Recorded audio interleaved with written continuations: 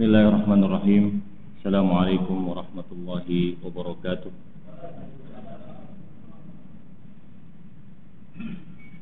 Innal hamdalillah nahmaduhu wa nasta'inuhu wa nastaghfiruh wa na'udzu billahi min shururi anfusina wa sayyiati a'malina. May yahdihillahu fala mudilla lahu wa may yudlil fala hadiya lahu.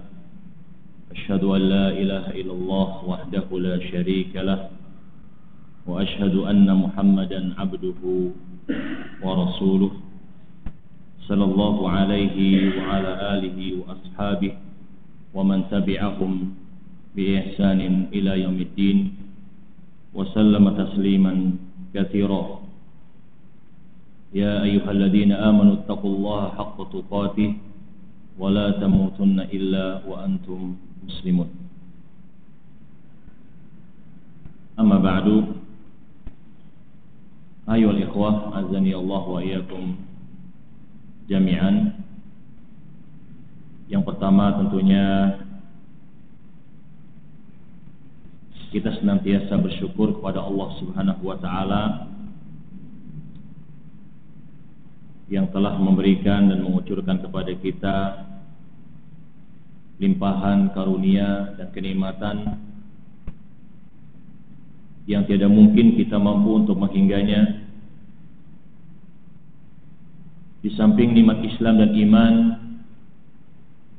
yang merupakan kenikmatan teragung dan terbesar yang Allah anugerahkan kepada seorang hamba, maka setelah itu adalah nikmat ilmu yang bermanfaat serta amal saleh berupa ketaatan-ketaatan kepada Allah Subhanahu wa ta'ala sebagaimana yang diperintahkannya. Dan salah satu hal yang patut kita syukuri pula bahwa pada akhirnya kita masih diberikan kesempatan oleh Allah Subhanahu wa ta'ala untuk bersua, berjumpa dengan bulan mulia ini, bulan yang disifati oleh Nabi sallallahu alaihi wasallam sebagai syahrul mubarak, bulan yang penuh berkah, baik itu keberkahan dari sisi waktunya, keberkahan dari sisi amal, dan berbagai macam keberkahan termasuk di situ dari sisi balasan atau ganjaran yang Allah Subhanahu wa taala sediakan bagi siapa saja yang menghidupkan bulan Ramadan dengan apa yang diwajibkan kepada dirinya dan dengan segala apa saja bentuk ketaatan-ketaatan yang Allah Subhanahu wa taala sangat anjurkan di bulan yang mulia ini. Dan kita berharap Allah Subhanahu wa taala bisa memberikan taufiknya kepada kita semua agar kita bisa menepati apa yang Allah Subhanahu wa taala telah syariatkan tersebut. Dan tentunya kita pun memohon kepada Allah diberikan rezeki berupa keikhlasan di dalam ilmu maupun dalam amal. Dan bagi mereka yang menerjunkan diri dalam al-amru bil ma'ruf wa nahyi 'anil munkar dan juga dalam dakwah ila Allah azza wa jalla, juga semoga mereka pun diberikan keikhlasan oleh Allah Subhanahu wa taala. Ikhwani fiddin, azani Allah wa iyyakum jami'an.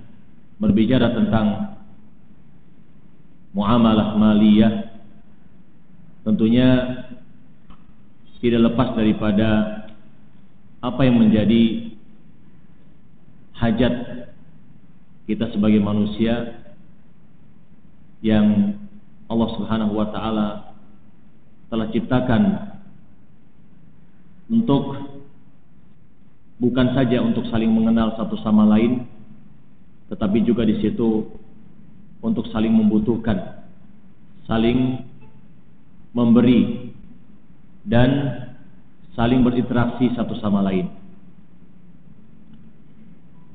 Yang kita sering mengenalnya sebagai makhluk sosial. Manusia itu disebut sebagai makhluk sosial, di mana dia tidak mungkin bisa hidup dengan sendiri tanpa di situ bantuan orang lain, baik secara langsung maupun tidak langsung. Dan faktanya menunjukkan seperti itu. Kemudian pada kesempatan yang lalu atau di bulan yang lalu sebelum Ramadan tiba, kita sudah mengawali pembahasan seputar fikih muamalah, atau yang lebih spesifiknya bagian awalnya adalah terkait dengan fikih di dalam jual beli. Sudah kita sampaikan pengantarnya, dan pengantar itu tentunya cukup penting untuk bisa dipahami agar pada saat kita nanti melalui setiap hadis-hadis yang akan dibawakan oleh Al-Hafidz Ibnu Hajar Al-Asqalani rahimahullah ta'ala dalam kitab Bulughul Maram ini, kita bisa mencernanya karena kita sudah memiliki paling tidak wawasan awal, pengetahuan dasar seputar fikih di dalam jual beli tersebut. Sekilas apa yang sudah pernah kita sampaikan di kesempatan lalu. Yang pertama, bahwa yang dimaksud dengan al-bai' ataupun jual beli itu adalah mubadalatul mali bil mal. Ya, ringkasnya di situ adalah pertukaran harta dengan harta. Itu asalnya dari yang disebut dengan jual beli. Ya, jadi di mana dalam pertukaran harta dengan harta itu ada makna saling, yang satu memberi dan yang satu menerima. Yang satu memberi, yang satu menerima. Ya, jadi masing-masingnya di situ ada dia memberi dan juga dia menerima. Begitu pula pihak lain, ya, yang terikat transaksi ya di antara keduanya di situ juga ya melakukan hal yang sama, memberi dan juga dia menerima. Maka di sana terjadi yang namanya mubadalatul malin bimal, pertukaran harta dengan harta, liqasdit tamalluki, yang tujuannya adalah untuk memiliki, masing-masingnya bertujuan untuk memiliki. Nah, kita sudah sampaikan bahwa yang namanya jual beli di dalam praktek ya kehidupan kita manusia, dari sejak mungkin zaman dulu ya, yang barangkali masih sangat-sangat tradisional begitu kan, sampai dengan di situ masa modern saat ini.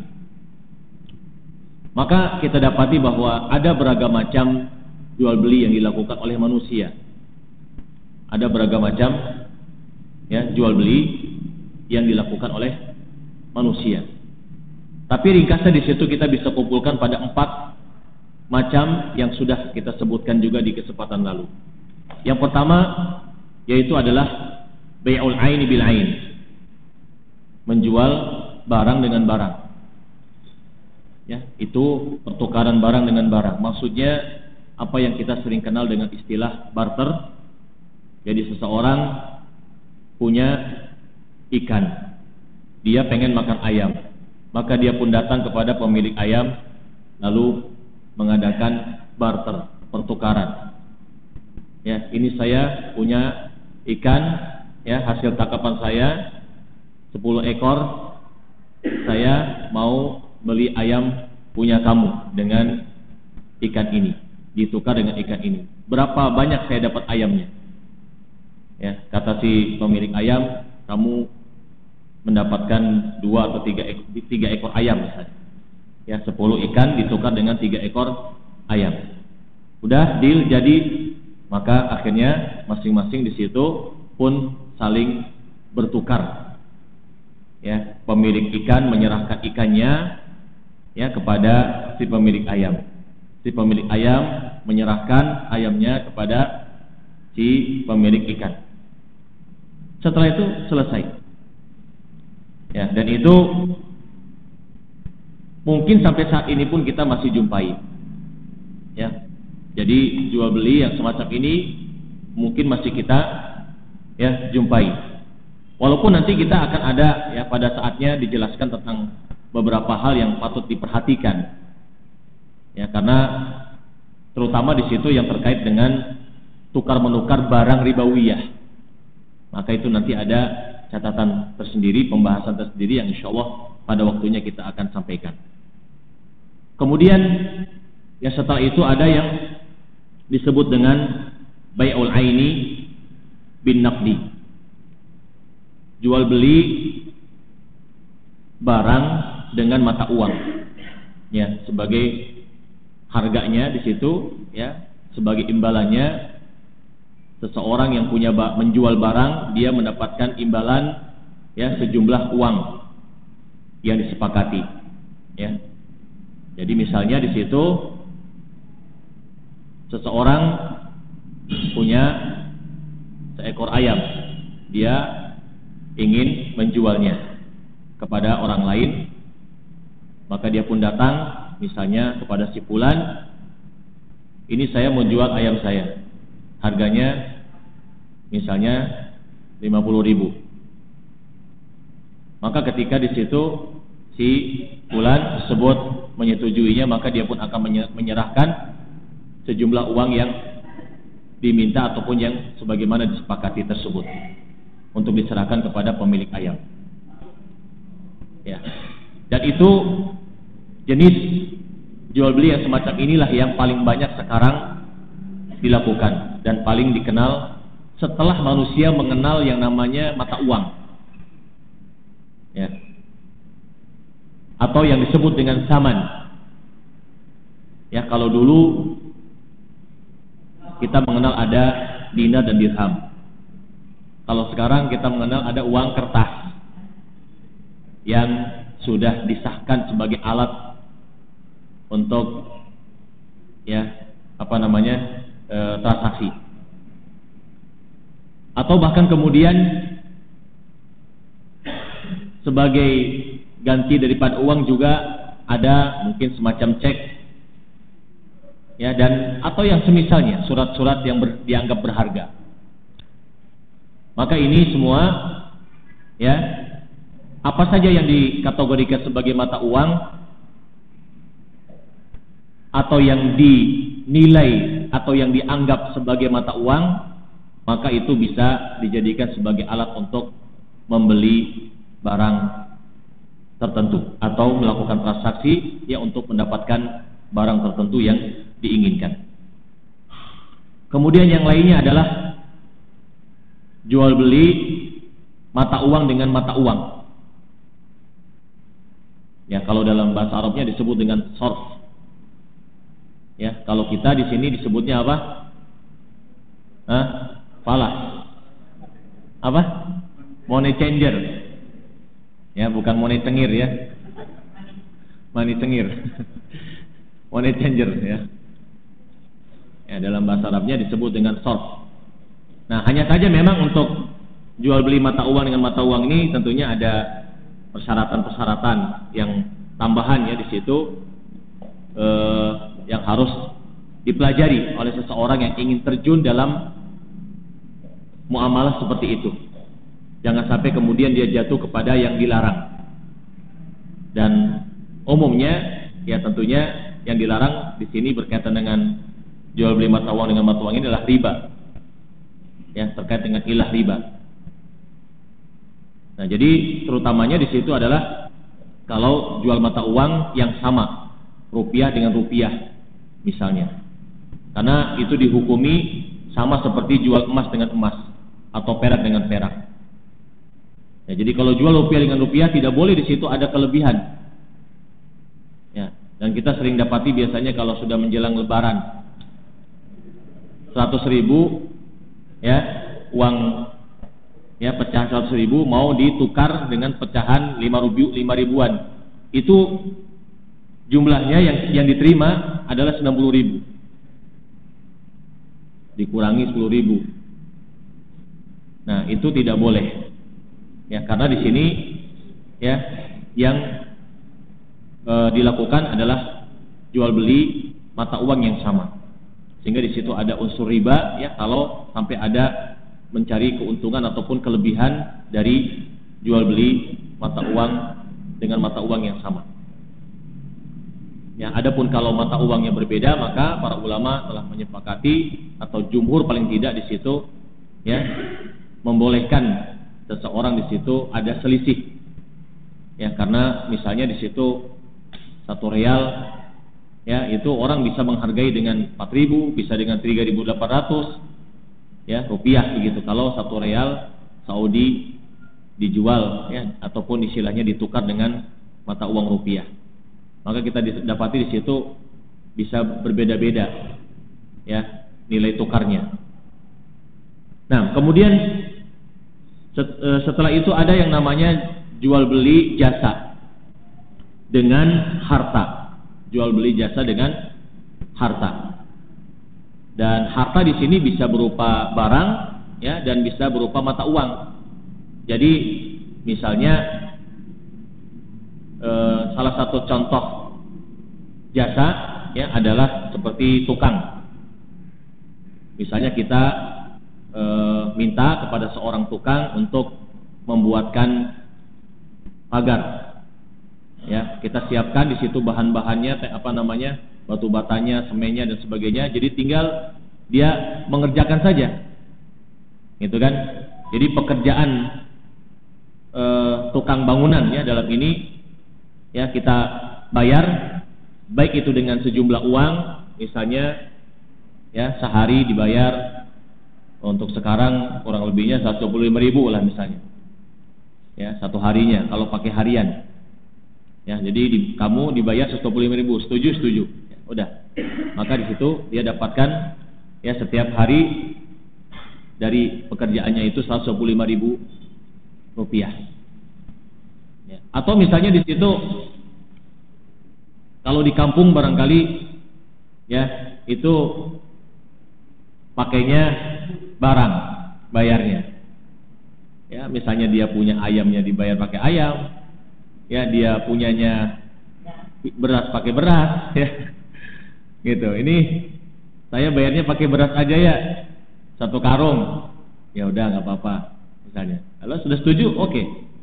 Jadi itu bisa ya, dan ini kalau jual beli jasa yang dibayar dengan harta baik itu berupa mata uang ataupun berupa barang, ya kita mengenalnya dengan dalam istilah muamalah ataupun jual beli di situ disebut dengan ijarah, yaitu maksudnya sewa.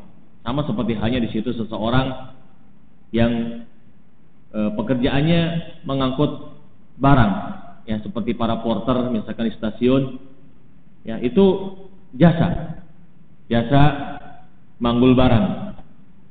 Ya, maka di situ dia akan mendapatkan bayaran, misalnya dari luar sampai ke dalam kereta 25.000, maka dia akan dapatkan di situ sesuai dengan apa yang sudah disepakati.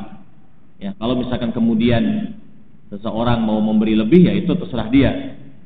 Tapi kalau misalkan sudah menjadi memang patokan tarifnya segitu, ya dari luar menuju ke dalam 25.000, ya sudah. Ya, selebihnya daripada itu ya mungkin bisa dianggap sodako atau apa ya gitu. Nah, ala kulli hal ya itu kurang lebihnya ya dari sekian macam bentuk jual beli ya, maka kembalinya kepada 4 macam itu kurang lebihnya. Ya, dengan berbagai macam modifikasi yang dilakukan oleh manusia di dalam jual beli, maka intinya sebenarnya kembalinya kepada 4 hal tadi. Baik itu yang dilakukan secara offline maupun secara online saat ini. Ya, yang kemudian kita ada mengenal istilah uang elektronik, yang itu ya istilahnya diambil dari sisi nilainya, dianggap sebagai mata uang. Ya, belum lagi di situ kayak tol, misalkan ya pakai uang elektronik, ya tol itu kan jasa, istilahnya para penyelenggara ya tol dalam ini, baik itu dari negeri maupun swasta, ya yang milik pemerintah maupun yang swasta, maka di situ mereka menjual jasa tol tersebut. Siapa yang lewat bayar kan gitu ya. Nah, pakainya uang elektronik sekarang, ya tidak pakai uang fisik. Ya. Nah itu sah-sah saja semuanya, ya karena semuanya kembali kepada uruf yang sudah berlaku. Selama di situ tidak menyelisih syariat. Ya, selama memang benar bahwa istilahnya ketika itu harga sekian, memang yang dikurangi sekian. Ya, jadi kalau misalkan di situ harganya dari Ciperna menuju ke Kanci ya 6.500, ketika digesek atau ditempelkan memang dipotongnya 6.500 misalnya. Ya, itu istilahnya di situ yang berlaku seperti itu. Baik.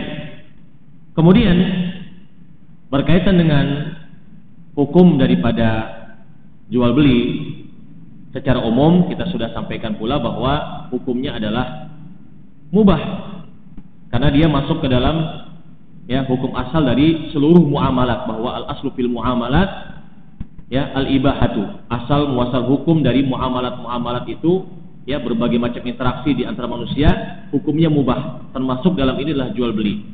Dan secara spesifik Allah Subhanahu wa taala sudah menegaskannya di dalam kitabnya ya wa ahallallahu al-bai'a, dan Allah Subhanahu wa taala telah menghalalkan jual beli, wa harrama riba, dan mengharamkan riba. Ya, jadi itu dasarnya yang pertama ya Allah Subhanahu wa taala yang sudah menegaskan sendiri. Kemudian adapun dari sunnah Nabi sallallahu alaihi wasallam, maka beliau mengisyaratkannya dalam sabdanya al-bay'ani bil khiyar ma lam yatafarraqa. Al-bay'ani bil khiyar ma lam yatafarraqa, bahwa kedua belah pihak, penjual dan pembeli, masing-masing memiliki hak untuk memilih iya atau tidak, jadi atau tidak, dia menjual atau dia membeli. Ya, selama keduanya belum berpisah dari majlis akad. Dan tentunya di sini khiyar yang dimaksud dalam hadis ini adalah khiyar majlis. Sebutannya khiyar majlis, yaitu selama masih dalam majlis jual beli. Ya, walaupun misalnya di situ sudah ada terjadi serah terima barang, tapi belum berpisah, maka di situ ketika kemudian tiba-tiba si pembeli ya berubah pikiran atau si penjual berubah pikiran, maka selama masih dalam majelis bisa ya dibatalkan akadnya. Ya, bisa dibatalkan akadnya. Dan itu haknya masing-masing. Ya, tidak sebagaimana halnya ya kalau kita belanja ke supermarket ataupun ke swalayan-swalayan, maka kita akan mendapati sesuatu yang ya kadang-kadang ya kita harus merem juga gitu ya. Karena di bawahnya ada tulisan barang yang sudah dibeli tidak boleh dikembalikan gitu. Ya, atau tidak bisa ditukar atau bagaimana pokoknya. Ya, itu sebenarnya adalah satu kezaliman karena dia telah menutup haknya si pembeli. Ya, kalau misalkan di situ ada terjadi apa-apa pada barang, ya seolah-olah mereka tidak bertanggung jawab. Ini tidak benar. Ya, dalam Islam tentunya. Tapi kalau pakainya yang dipakai adalah cara kapitalis ya ataupun yang segolongan dengan mereka, ya semuanya jadi halal. Karena yang dipakai tentunya apa? Syariatnya iblis dan setan. Ya, itu permasalahan yang sering kita jumpai ya di lapangan. Ya, oleh karena itu maka di situ ketika kita memasuki wilayah seperti itu, maka kita yang harus hati-hati sebagai pembeli, harus periksa, ya, cek dan dicek, ya gitu katanya. Teliti, jangan sampai kemudian, ya, pada saatnya kita sudah membeli barang, terutama yang di situ berbau elektronik ataupun yang semisal itu, ya, yang kadang-kadang mengalami malfungsi, ya, tidak berfungsi begitu. Maka harus betul-betul dicek dan minta ya kepada si penjual ya pemilik toko ataupun swalayan itu untuk melakukan tes ya apakah ini berfungsi atau tidak. Ya. Kalau misalkan di situ dia tidak mau melakukan itu, maka sebaiknya tidak usah beli ya dari tempat tersebut sebagai bentuk pelajaran ya bagi kita kepada toko dan ataupun swalayan ataupun supermarket tersebut. Ya, kalau dia tidak mau melakukan itu, ya untuk apa? Ya, hak-hak kita sudah dihabisi oleh dia. Hak-hak kita sebagai pembeli yang katanya ya dikenal bahwa pembeli adalah raja, itu ternyata kadang nggak berlaku. Ya. Di toko-toko atau soal-soal yang di situ hanya ingin mencari keuntungan semata, ya, tanpa menginginkan yang namanya resiko. Kemudian dasar yang lainnya adalah ijma, ya, bahwa seluruh kaum muslimin khususnya dalam ini telah mengakui bahwa jual beli adalah sesuatu yang dibolehkan. Ya, tentunya selama di situ dalam batas-batas yang dibolehkan oleh syariat pula. Tapi hukum asal ini kita bicara tentang hukum asal jual beli. Ya, terlepas dari nanti ya terkait dengan adanya hal-hal yang dilarang, ya, maka di dalam jual beli tersebut, maka itu nanti akan kita bahas insyaallah taala. Dan tentunya qiyas juga telah menunjukkan bahwa berkaitan dengan adanya hajat ya setiap orang, setiap manusia, maka itu ya jual beli akhirnya pun dibolehkan. Sebab seseorang di situ yang dia memerlukan suatu barang yang sangat dia butuhkan, dia di situ butuh makan misalnya, ya kan? Sementara dia tidak bisa mendapatkannya dengan cara gratis, atau tidak ada orang yang memberi kepada dia, maka sudah otomatis bahwa darurat bagi dia untuk membeli agar dia bisa memiliki makanan yang ada pada orang lain. Ya, sebab kalau dia mencuri, ya haram hukumnya dan bisa terkena hukuman kalau dalam Islam. Ya, bisa dipotong tangannya kalau yang dia curi itu sudah mencapai nisabnya. Ya, maka di situ darurat sudah menjadi hajat yang sangat fundamental. Ya, seseorang mau tidak mau dia harus membeli apa yang menjadi kebutuhan hidupnya. Ya, terutama di situ kebutuhan yang bersifat pokok. Ya, atau misalnya sekarang seseorang ya yang punya bisnis ataupun pekerjaan yang dia memerlukan kendaraan, maka di situ mau tidak mau ya pinjam, nggak ada orang yang minjemin misalnya. Mau menunggu orang yang memberi, nggak ada, nggak datang-datang juga. Lalu mau kapan dia mau nganggur terus kan itu misalnya. Maka di situ dia harus berusaha bagaimana caranya bisa memiliki kendaraan tersebut untuk kemudian dia bisa bekerja dengan kendaraan itu misalnya. Jadi qiyas ya menunjukkan bahwa jual beli ini adalah sesuatu yang dibolehkan. Nah, kemudian hal yang lainnya bahwa setelah kita mengetahui jual beli itu hukum asalnya adalah dibolehkan, namun juga kita pun harus memperhatikan rambu-rambu di dalam jual beli kita. Jangan sampai kita jatuh kepada hal yang diharamkan oleh Allah Subhanahu wa taala. Jadi ketika di situ ya sesuatu itu dihukumi asalnya mubah, artinya bahwa itu artinya mayoritas. Sementara di situ yang diharamkan itu jumlahnya mestinya lebih sedikit. Ya kan? Jadi ibaratnya al-aslu fil asya al-ibahatu illa ma haramahullah. Jadi yang namanya sesuatu yang diperkecualikan itu kecuali yang diharamkan oleh Allah, maka yang diharamkan itu mestinya jumlahnya lebih sedikit. Cuman sangat disayangkan bahwa ya kemudian seolah-olah yang diharamkan itu menjadi banyak. Akibat apa? Akibat kebodohan manusia itu sendiri. Yang mana dia di situ terjun di dalam wilayah jual beli ini dengan tanpa ilmu. Sehingga apa yang terjadi? Yang terjadi seolah-olah akhirnya semua serba diharamkan. Sedikit-sedikit haram, sedikit-sedikit haram, seolah-olah ada bahasa seperti itu. Ya. Coba kalau misalnya manusia itu semuanya atau kita semua atau setiap umat muslim mengerti ya tentang hukum-hukum dalam fikih jual beli ini, tentunya di situ mereka akan dapati bahwa yang haram itu sebenarnya sedikit. Harusnya begitu. Karena kita dapati di situ bahwa ringkasnya, yang diharamkan itu tidaklah Allah Subhanahu wa taala mengharamkan di dalam jual beli ini kecuali bila di dalamnya mengandung satu unsur, yaitu unsur pokoknya, unsur utamanya adalah kedzaliman. Cuman kedzaliman ini kemudian terbagi menjadi 3 macam. Jadi di situ dalam muamalah, dalam jual beli itu, karena yang namanya muamalah kan interaksi, hubungan di antara sesama manusia.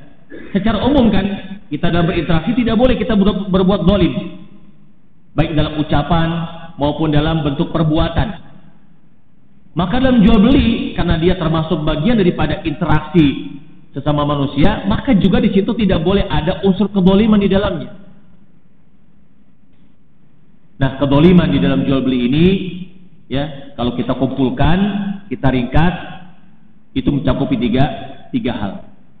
Yang pertama sekali adalah riba, yang keduanya adalah gharar ataupun jahalah, dan yang ketiganya adalah doror. Doror ini nanti bentuknya macam-macam, ya, bisa menipu, berbuat curang, ya, seperti kalau dalam Al-Quran disebut di sana mengurangi timbangan ataupun takaran, ya. Intinya di situ kedzaliman itu ada, kedzaliman dalam jual beli mencakupi tiga hal ini. Riba, ya, di dalam jual beli. Sebagai contohnya, apa yang dikenal sebagai bai'ataini fi bai'ah. Di antara dua akad, ya, di dalam satu akad jual beli ataupun dalam satu akad, dalam satu majelis, ya, jadi ada dua jual beli, ya, di dalam satu akad, atau dua akad di dalam satu jual beli. Di antara yang dicontohkan oleh para ulama itu adalah apa yang disebut dengan bai'ul inah, jual beli inah. Dan itu sudah diperingatkan oleh Nabi SAW bahwa bai'ul inah ini yang merupakan salah satu bentuk jual beli riba menjadi salah satu sebab terbesar terpuruknya umat Islam. Terpuruknya umat Islam sehingga akhirnya menjadi bahan injak-injakan umat-umat yang lain, orang-orang kufar. Salah satu sebabnya adalah karena mereka berjual beli dengan inah, yaitu yang dimaksud dengan jual beli inah itu adalah seseorang yang sebenarnya hakikatnya adalah hutang piutang, tapi direkayasa dalam bentuk jual beli. Seseorang dia membutuhkan uang, sebenarnya dia membutuhkan uang 1 juta rupiah. Apakah itu untuk biaya pendidikan anaknya, atau untuk pengobatan, atau untuk makannya sehari-hari. Dia berhutang, pengen hutang atau pinjam 1 juta rupiah. Dia pun datang kepada seseorang, katakan saja A, gitu ya. Dia mengatakan bahwa saya butuh uang 1 juta. Saya butuh uang 1 juta. Lalu si A ini ingin mengambil kesempatan dalam kesusahan orang lain, ya.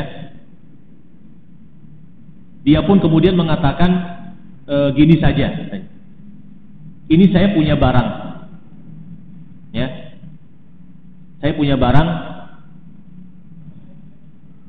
maka saya berikan barang ini, saya jual barang ini kepada kamu seharga 1 juta.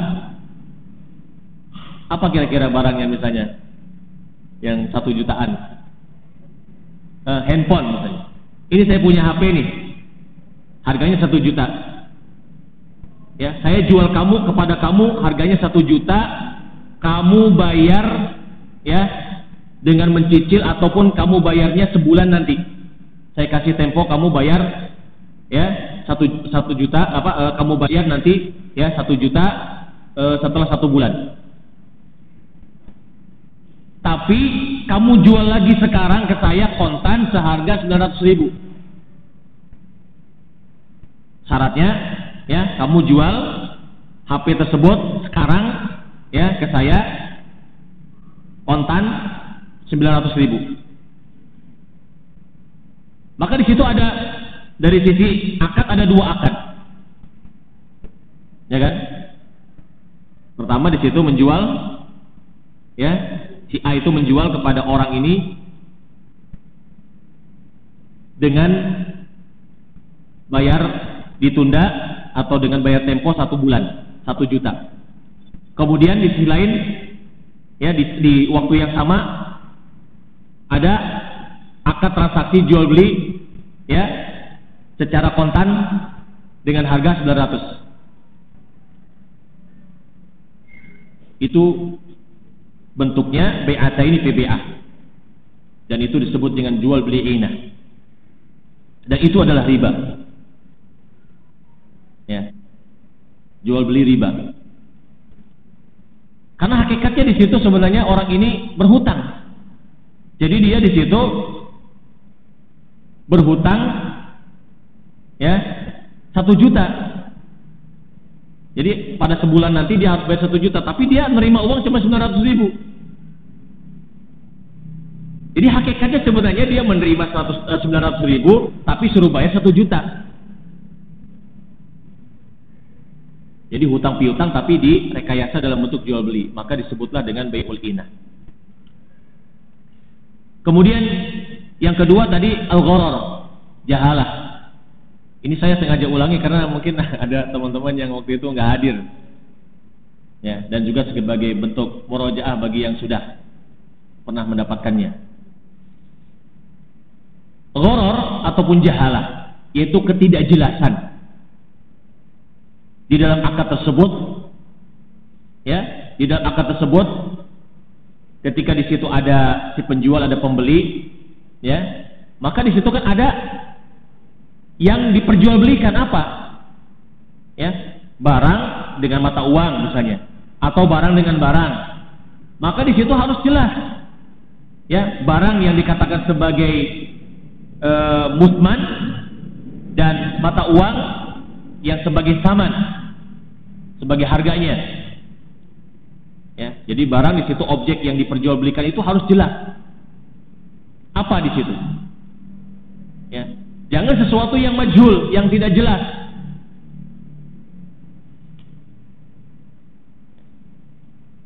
Jadi paling tidak di situ seseorang penjual menunjukkan dulu kepada si pembeli apa yang disebut dengan muwasafat ataupun al-wahfu, yaitu speknya ataupun, ya, ada gambarnya, kemudian di situ disebutkan spesifikasi dari barang yang akan dijual tersebut apa. Kalau misalkan di situ barangnya berat, tidak bisa dijinjing-jinjing kemana-mana, ya, dia seorang sales misalnya, ya, barangnya di toko, ya, dia sales toko tersebut, maka di situ dia datang door to door, ya, dan menawarkan barang. Maka ini harus jelas, ya, tokonya apa juga dia harus tahu, ya, begitu, ya. Di samping di situ harus dipercaya juga, ya. Jadi tapi paling tidak di situ ketika misalkan sudah ada kepercayaan, maka di situ ditunjukkan barangnya, ini loh, speknya begini. Nah, ini harganya sekian, yang ini harganya sekian, harus jelas. Kemudian pembayarannya mau bagaimana, mau kontan ataukah mau dicicil dengan kredit, itu juga semua harus jelas. Jangan sampai di situ tidak jelas. Nah, jadi kalau pokoknya ada barangnya, ya mana? Pokoknya ada barangnya, ya mana gitu kan? Nah, kalau cuma pokoknya doang, ya gimana gitu? Ya, orang ini berarti nggak niat dengan berjualan. Ya. Jadi harus jelas, ya. Jadi barangnya jelas, ada, ya, kemudian juga alat tukarnya juga ada, ya. Kemudian yang ketiga adalah ad-darar. Ad-darar itu artinya yang sesuatu yang merugikan, Yang merugikan itu bentuknya diantaranya bisa dengan menipu, ya, tipu menipu, atau berlaku curang dalam takaran dan timbangan. Misalnya, tipu menipu di situ apa yang dikenal dalam istilah fikih yang disebut dengan an-najash, misalnya. Ya, di samping yang di situ menipu secara langsung, ya, penjual menipu pembeli, atau sebaliknya pembeli menipu penjual, bisa saja terjadi. Ya, tergantung mana yang paling pintar bicara saja di situ. Walaupun seringkali di situ, ya, yang paling sering terjadi penjual menipu pembeli. Ya, dia misalnya di situ mengatakan bahwa ini ori barangnya, padahal itu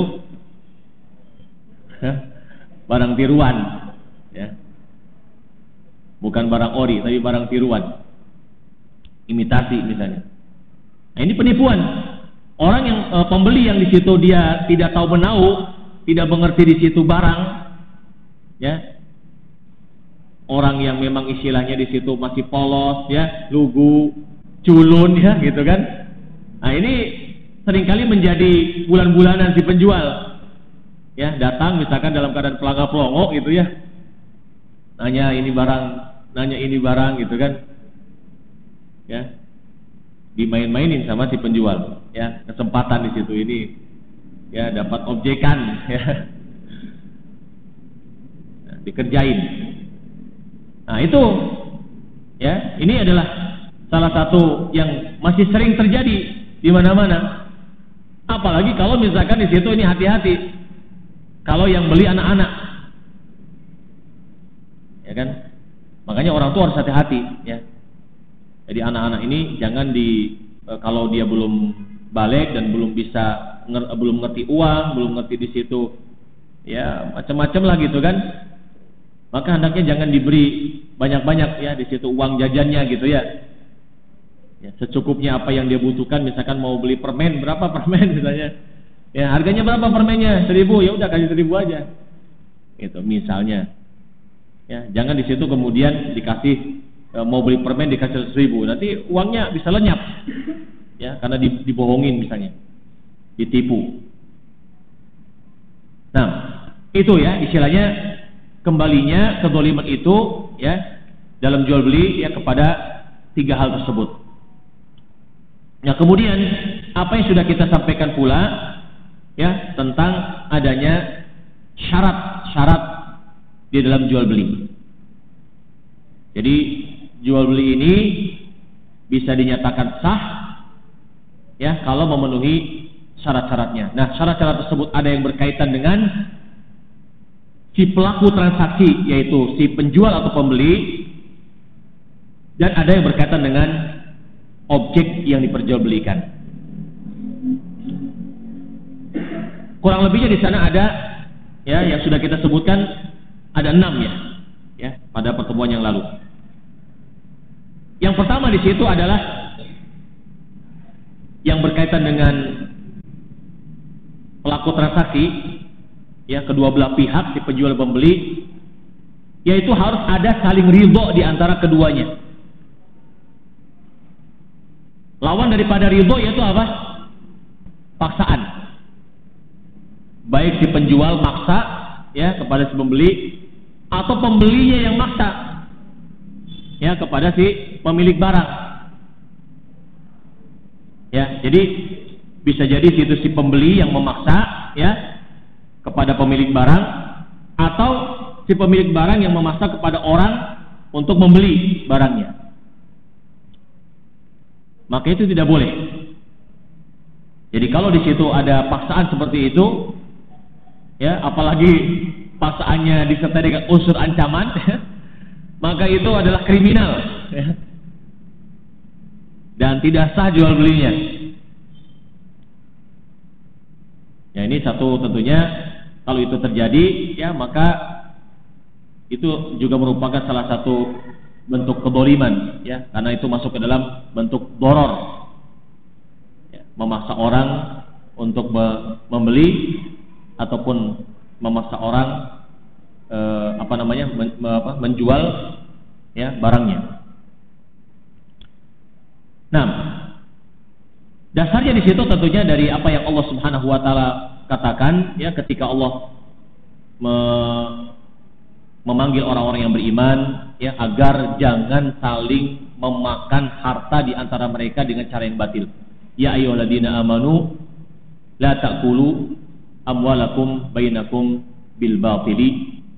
Ya, wahai orang-orang yang beriman, janganlah kalian di situ saling makan harta ya di antara kalian dengan cara yang batil. Illa an takuna tijaratan an taradhim minkum, kecuali ya di antaranya dengan cara ya berniaga ataupun berjual beli yang didasari dengan saling ridho di antara kalian. Illa an takuna tijaratan an taradhim minkum. Jadi harus dengan saling ridho. Dan Nabi SAW menegaskannya dalam sabdanya, innamal bai'u an taradhin. Sesungguhnya jual beli itu harus dilakukan dengan ya saling ridho satu sama lain. Jadi kalau tidak ada saling ridho, maka hukumnya tidak sah jual belinya.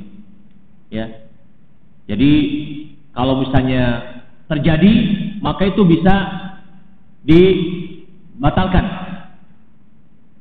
Jadi tentunya kalau misalkan seseorang yang dipaksa, ya dia bisa melaporkan ya kepada pihak yang berwenang, ya hakim ya ataupun yang semisalnya untuk di situ membatalkan akad tersebut.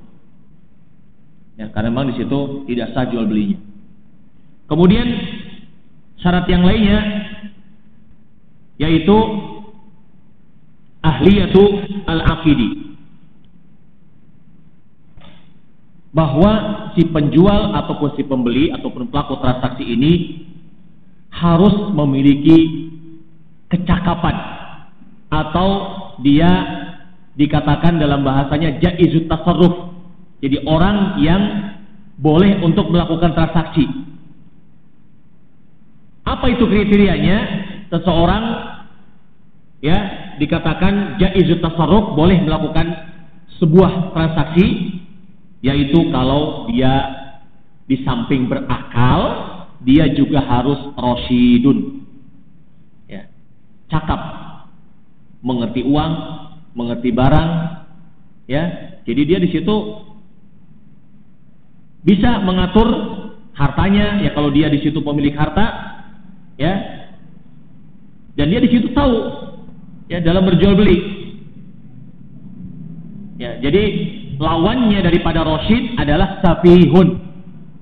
Orang yang safi ini mungkin bahasa gampangnya kalau di kita ya bodoh begitu ya. Artinya dia orang yang nggak ngerti apa-apa. Ya. Orang yang nggak ngerti di situ ya harta, tidak ngerti di situ uang, ya, dan bagaimana cara membelanjakannya. Ya, maka orang yang semacam ini jangan diberikan uang kepadanya kecuali dengan pengawasan. Makanya Allah Subhanahu wa taala sudah mengatakan, "Wala tu'tus sufaha amwalakum allati ja'alallahu lakum qiyaman." Jangan kalian berikan harta kalian itu kepada orang-orang yang safih, orang-orang yang masih belum ngerti. Baik itu anak kecil yang belum balik misalnya, ya kan?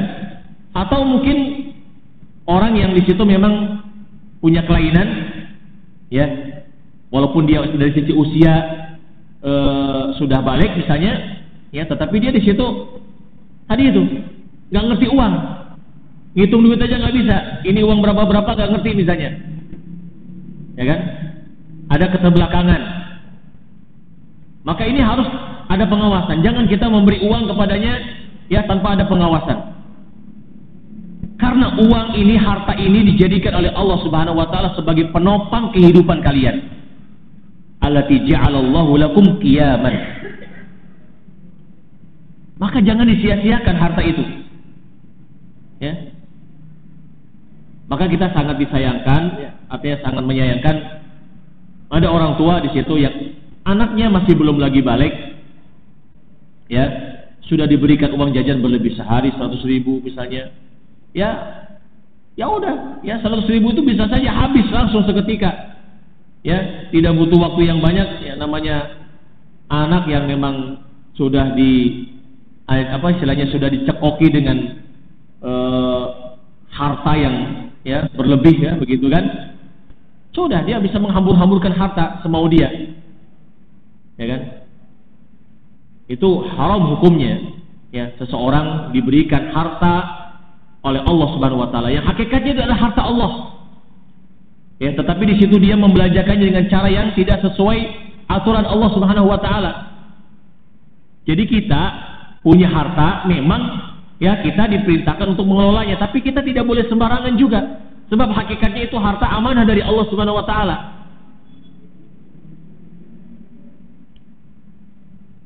Jadi nggak boleh sembarangan. Nah, kemudian syarat yang lainnya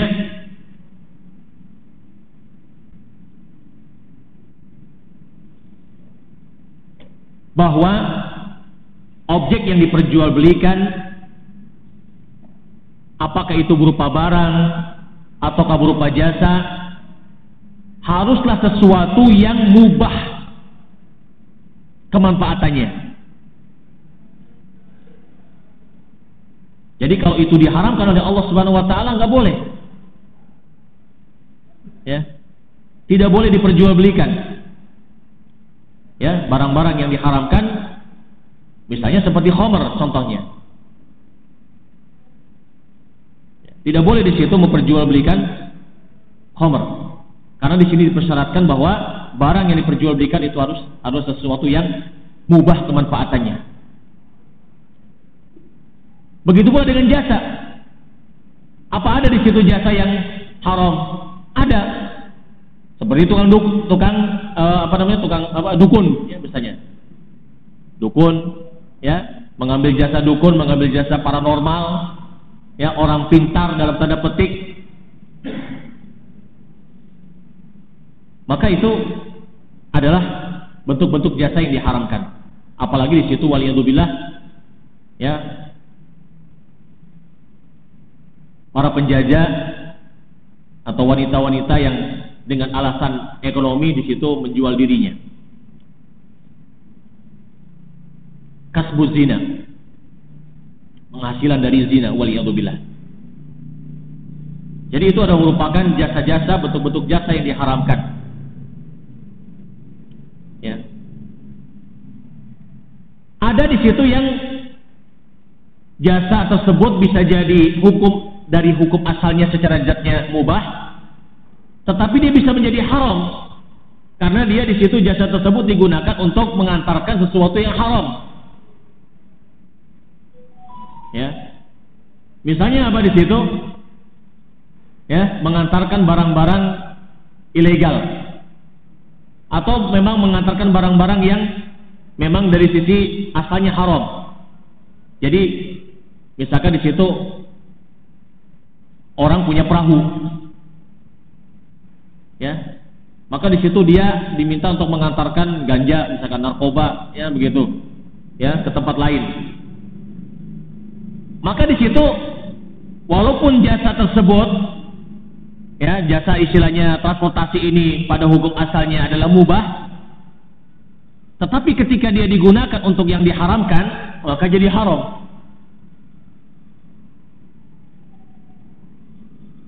Ya, ini harus diperhatikan. Kemudian bahwa si pemilik barang, ya, ataupun istilahnya di sini pelaku, ya, transaksi harus memiliki dengan sempurna dalam kepemilikannya terhadap objek yang akan diperjualbelikan. Jadi kalau pemilik barang misalnya di situ, ya, objek yang diperjualbelikan itu kan barang, ya, kemudian misalnya ada uang. Jadi barang itu memang punya dia, kemudian uangnya, ya, itu milik pihak yang lain. Ya, misalkan si A sebagai pemilik barang, kemudian si B sebagai pemilik uang, ya, maka di situ masing-masing harus memiliki barang tersebut, objek yang akan diperjualbelikan tersebut, kepemilikan yang sempurna. Bahwa ini dia memang adalah pemiliknya. atau yang diizinkan untuk melakukan transaksi sebagai wakil dari si pemilik. Ya, kadang-kadang di situ bisa jadi si pemilik barang dia mewakilkan kepada seseorang. Kemudian si pembeli ya, dia pun di situ mewakilkan kepada seseorang, ya, menitipkan uang ya kepada wakilnya itu untuk di situ membeli barang tersebut. Jadi wakil dengan wakil itu sah, ya. Kalau selama memang wakil itu diizinkan. Tapi kalau misalkan di situ tiba-tiba ujuk-ujuk dia menjual barang orang tanpa seizinnya, wah ini, ya kan, nggak benar ya seperti itu, dan tidak sah jual belinya. Dan perbuatan tersebut ya bisa dianggap ya sebagai di situ satu bentuk pencurian, ya. Bagaimana di situ dia menjual barang milik orang tanpa seizinnya? Ya, dan itu bisa dikriminalisasi sebagai salah satu bentuk tindak kejahatan. Ya, begitu pula dengan di situ seseorang yang memakai uang orang lain tanpa seizinnya untuk membeli sesuatu. Ya, ini juga tidak benar. Ya, apalagi itu adalah uang amanah, misalnya uang titipan. Maka di situ uang titipan itu harus dijaga. Ya, tidak boleh di situ dia gunakan ya tanpa seizin pemiliknya. Kalau si pemiliknya mengizinkan, yaudah kamu pakai, ya. Tapi nanti diganti, dikembalikan kalau sudah punya misalnya. Ya, kalau sudah diizinkan silahkan. Tapi kalau dia tiba-tiba uang titipan orang itu dipakai begitu saja, ya, maka ini tidak dibenarkan. Kemudian syarat yang berikutnya, yang kelima adalah bahwa objek yang diperjualbelikan adalah sesuatu yang bisa diserah terimakan. Jadi kalau misalkan ada orang bilang, misalnya saya jual kepada kamu burung yang sedang terbang itu, bagaimana kan gitu ya? Masa orang ada yang mau begitu kan juga mungkin nggak bakal ada yang mau. Tapi ini maksudnya sering dijadikan sebagai contoh ya. Misalnya, kalaupun itu terjadi maka itu tidak boleh, tidak sah. Atau misalnya saya jual onta saya yang kabur. Bagaimana? Onta itu susah kalau udah kabur nyarinya, ya kan? Jadi sesuatu yang tidak mungkin untuk bisa diserah terimakan, ya, ini tidak boleh dijadikan sebagai objek jual beli. Begitu pula misalnya di situ, ya, dari sisi alat tukarnya, mata uang misalnya di situ. Saya mau beli kambing punya kamu, ya, uangnya kamu ambil di Cipulan yang kabur bawa uang saya. Kan ada misalnya terjadi kan begitu, ada orang bawa kabur uang orang. Nah, misalkan di situ orang mau beli tapi pakai, ya, bayarnya dengan uang yang dibawa kabur orang lain. Nggak bisa, nggak boleh yang seperti itu. Ya, jadi harus ada jelas di situ uangnya. Ya, kalau memang di situ dia mau, ya, istilahnya bayarnya seminggu lagi, ya silahkan di situ boleh-boleh saja. Tapi jangan pakai cara seperti itu. Ya, tapi harus bisa menepati. Ya, kalau memang seminggu ya seminggu bayar. Ya. Kalau misalkan tidak ternyata sampai seminggu belum bisa bayar, ya minta ditangguhkan. Gitu. Kalau boleh, ya. Kalau nggak boleh, ya dia harus berusaha mencari bagaimana caranya dia bisa membayar, ya, hutangnya tersebut, ya, dengan cara yang baik. Kemudian baik itu barang ataupun alat tukarnya, ya, jadi objek yang diperjualbelikan itu juga harus jelas diketahui oleh masing-masing pihak. Ya, harus jelas dari sisi spesifikasinya, ya, kalau itu berupa barang, ya, kemudian juga nilai tukarnya berapa, ya, di situ 100.000, ya udah 100.000, ya, harus jelas, jangan ngambang, ya. Jangan sampai kemudian ya seseorang mengadakan jual beli, dan ini banyak sering terjadi biasanya kalau orang itu masuk rumah makan asal ngambil makan, ya nggak pakai tanya ini berapa harganya, ya ketika kemudian dia selesai makan tanya kepada si penjual pemilik warung, berapa Bu, berapa Pak, sekian, dia pun kaget, ya ketika di situ dia mendengar harganya ya sangat mahal, ya salahnya sendiri. Ya, mau tidak mau dia gimana kan gitu kan, akhirnya kan timbul sengketa, wah bagaimana kan gitu ya, dan itu sering terjadi ya. Jadi di satu sisi ya pemilik warung ya hendaknya di situ dia juga ya bisa menyediakan di situ harga, ada menu yang di situ mencantumkan harganya ya. Jadi ketika si pembeli itu ya ini saya mau beli ini, dia sudah tahu di situ harganya sekian ya. Itu sudah cukup dengan di situ ada apa namanya, ada harga-harga di daftar menu ya, itu sudah cukup ya. Jadi harus tanya dulu nih berapa. Jadi kalau misalkan nggak ada daftarnya, tanya ya ini harganya berapa. Kalau misalkan di situ ya, kalau misalkan dia sudah terbiasa beli di situ langganan dan dia sudah tahu hafal harganya ini berapa, ya mungkin nggak ada masalah ya dia di situ ngambil ya, karena udah terbiasa di situ dia ngambil